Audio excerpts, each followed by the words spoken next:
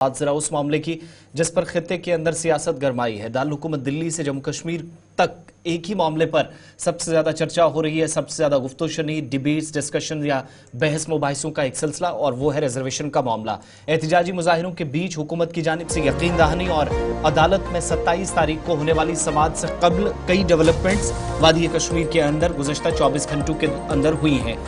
वफूद ने भी मुलाकातें की। वो तमाम नौजवान जो अब तक मुख्तलिफ हिस्सों के अंदर मुजाहिरीन को लीड कर रहे थे, वो उमर अब्दुल्ला से मुलाकात हुए और मुलाकात के दौरान हुकूमत के मुताबिक मजीद स्टेक होल्डर्स से मुशावरत भी अगर करनी हो, किसी फैसले तक, किसी नतीजे तक पहुंचना हो, तो हुकूमत के मुताबिक कम से कम इसमें वक्त जो अभी भी चाहिए वो आपको 6 महीने का वक्त चाहिए, यानी हुकूमत को 6 महीने का वक्त दरकार है। कोई टाइम फ्रेम या मुकर्रर मुद्दत तक, मुकर्रर मुद्दत के अंदर किसी फ्रेमवर्क तक पहुंचने या कोई प्लान तरतीब दिया जाए, इस ताल्लुक से बात हो जाए, इस पर भी सरकार की जानिब से बाज़ाब्ता तौर पर ऐसा मंसूबा तैयार किया गया है। आज के वक्त में एक डेलीगेशन न सिर्फ मुलाकात हुआ बल्कि गुज़श्ता 24 घंटों में जो कुछ हुआ उसने खित्ते के अंदर सियासत को एक नया मोड़ भी दिया।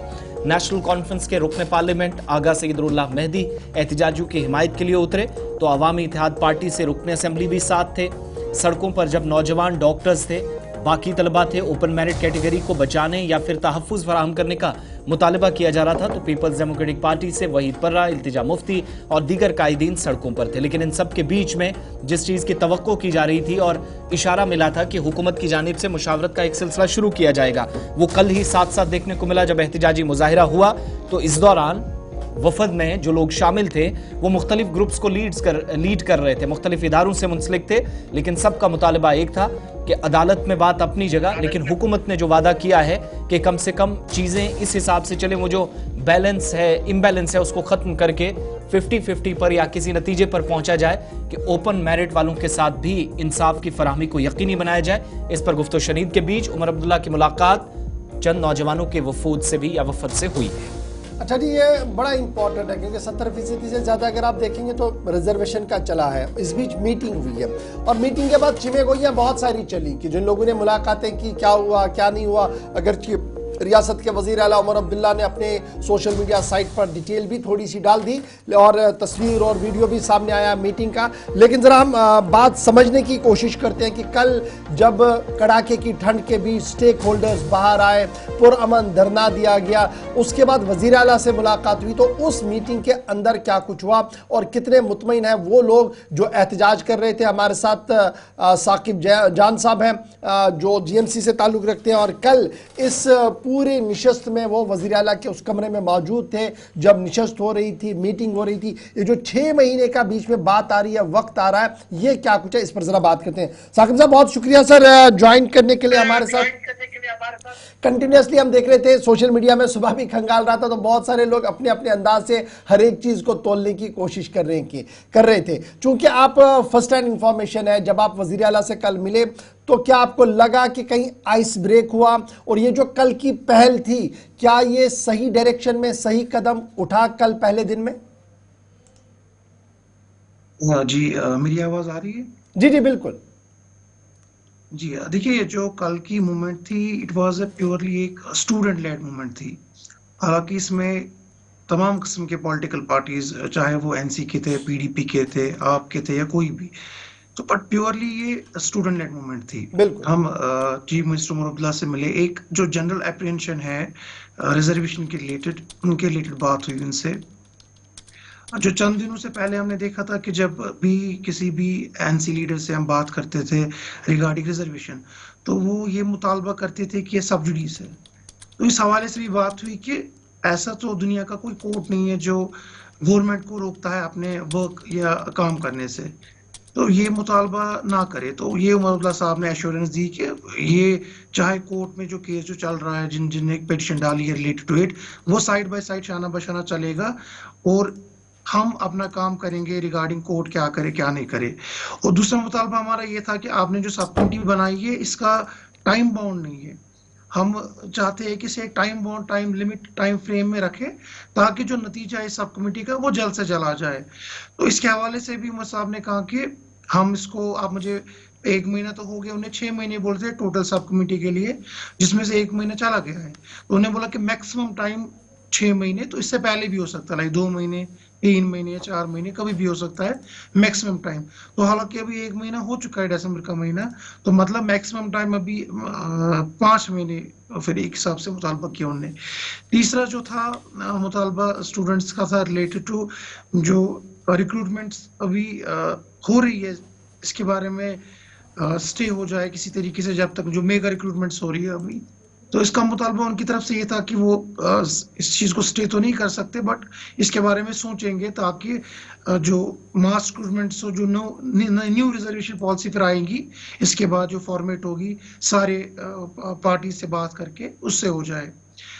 नेक्स्ट मुतालबा हमारा था कि कुछ इमीडिएट, जब तक, बिकॉज 4-5 महीने भी एक लंबी गैप है, कुछ इमीडिएट रिलीफ मिल जाए सारे स्टूडेंट्स को, एस्पिरेंट्स को, जो डिफरेंट एग्जाम्स के लिए प्रिपेयर कर रहे हैं।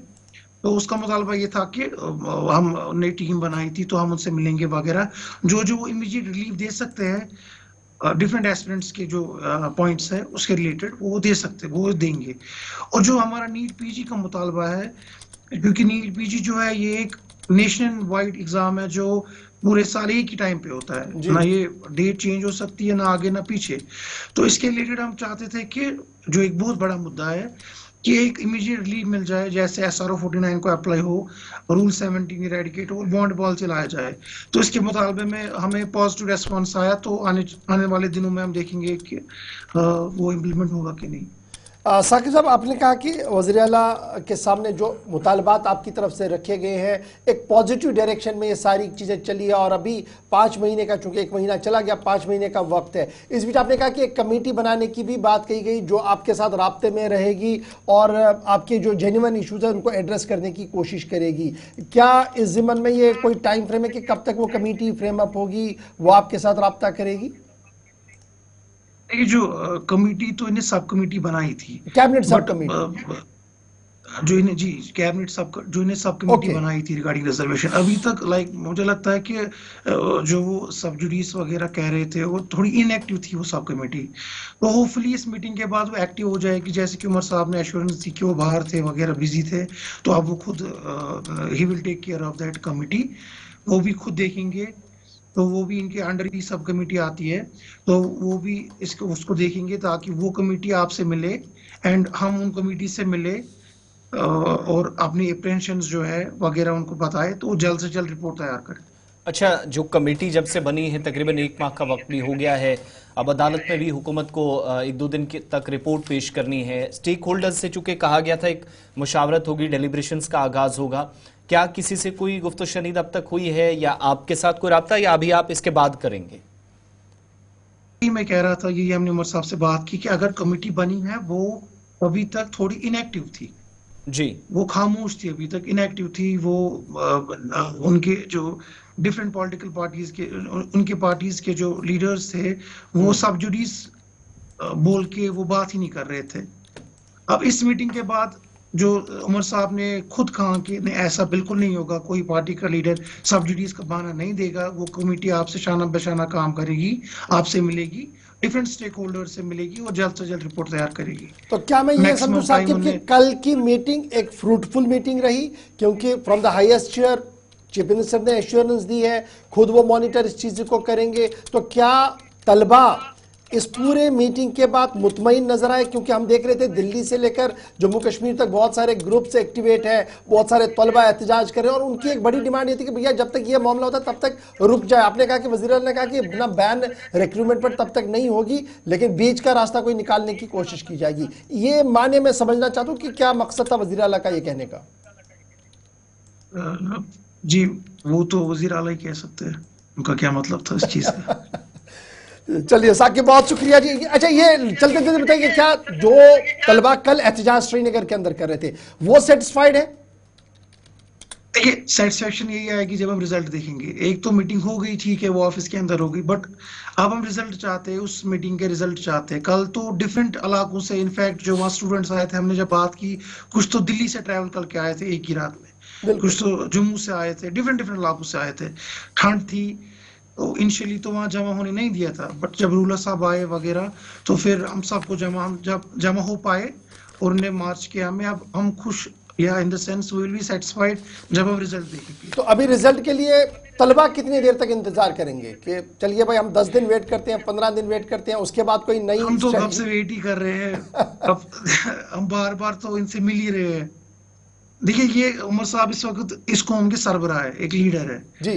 तो एक चैनल ऑफ डायलॉग तो उन्हें ओपन रखनी ही है। और मतलब जो इस वक्त कल चाहे वो मेडिकल स्टूडेंट्स थे या बाकी थे, दे आर द इंटेलेक्चुअल, एक कौम के वो क्रीम लेयर्स है, इंटेलेक्चुअल्स है। अगर वो सड़कों पे आए हैं, दैट मीन्स कि कहीं ना कहीं जगह सिस्टम में फ्लॉ है, और ये इनफैक्ट एक सोसाइटी को तो असर करेगा ही बड़े सतह पे भी। बहुत बहुत शुक्रिया साकिब जान साहब साकिब हमारे साथ ज्वाइन ज्वाइन करने के लिए प्रोग्राम सलाम जी के में आपने वक्त दिया और वजाहत की कि कल जो मुलाकातें हुई हैं यहाँ से आगे हम किस नतीजे पर पहुंचेंगे अभी देखना बाकी होगा। लेकिन जैसा हम बार बार बता रहे हैं 25 और 26 कल के अगले 48 घंटे जिसमें हुकूमत की तरफ से क्या जवाब अदालत में जाएगा ये देखना भी बड़ा दिलचस्प होगा। और 27 तारीख को समाअत है, वहां क्या बातचीत होगी, इस पर मुसलसल अपडेट्स आप तक पहुंचती रहेंगी।